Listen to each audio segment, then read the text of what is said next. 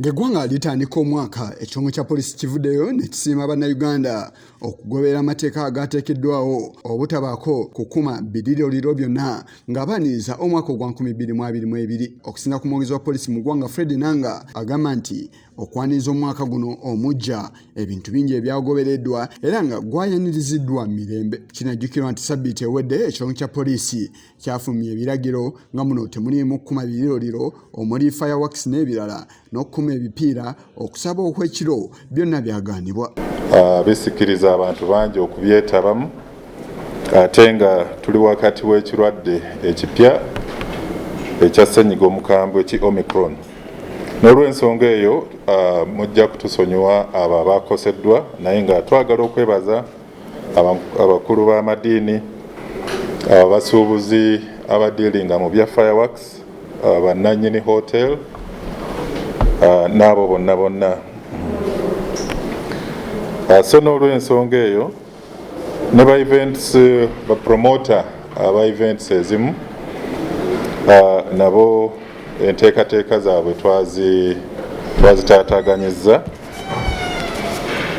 olw'okuba tutaasa bannayuganda ekirwadde kino.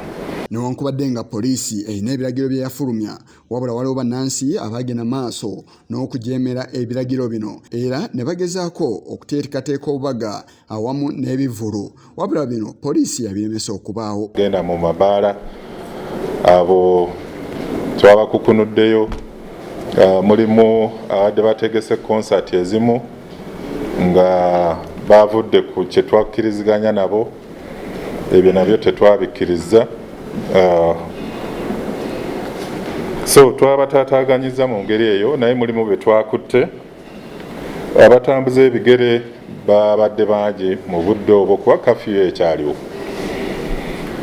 Tulina kulinda mpaka nga 24. So enkola ya kafiyu erina okusigala ng'etambula. Saabadde balowooza nti evuddewo nedda ekyaliwo. Tulina abantu ab'ebigere 1452 abaakwatiddwa mu bitundu byonna okwetooloola eggwanga. Emmoroka eziwerera ddala 154 ze zaakwatibwa ng'era nazo tezigoberera biragiro, ate ppikipiki 1886. Nanga ategeeza nti omwaka guno 2022 baakussa nnyo essira mu kulwanyisa obumenyi bw'amateeka obuli mu byalo era nga bakozesa ne tekinologiya gwe balina kati. Gy'emisango egy'omu byalo kye tuyita rural crimes, kubanga obubbi bw'ente mu byalo, embuzi, ebikolwa eby'ettemu, ebikolwa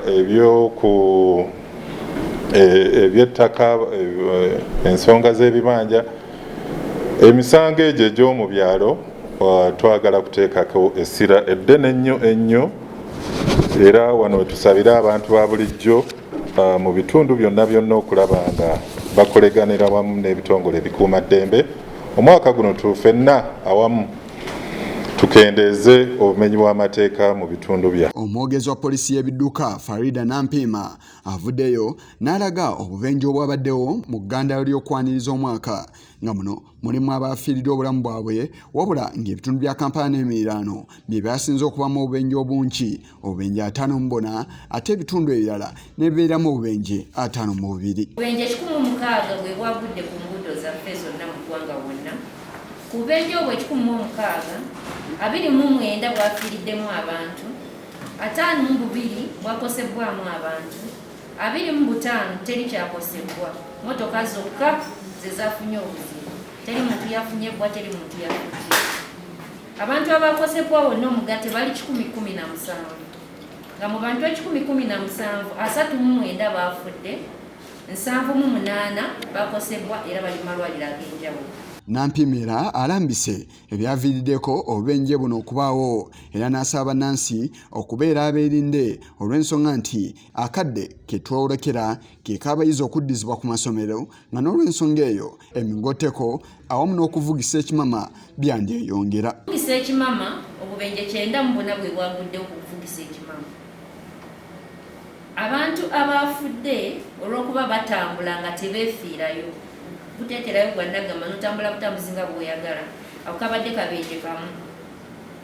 abantu babatomeddwa ne bakosebwa nga accident ezo abantu batomedde tebayimiridde ne batomedde ne basigala nga bagenda tetegedde ani amutomedde obwo bubenje twafunye 7 okuva ku mmotoka omuntu n'agwa wansi kabenje ngaawo ako kabenje kabadde kamu okuvuga ekidduka ng'otamidde obubenje obwaguddewo olw'abatamivu okuvuga ebidduka bwabadde 3. Yes, Kigongo ku lwa Channel 44 Oleggulo.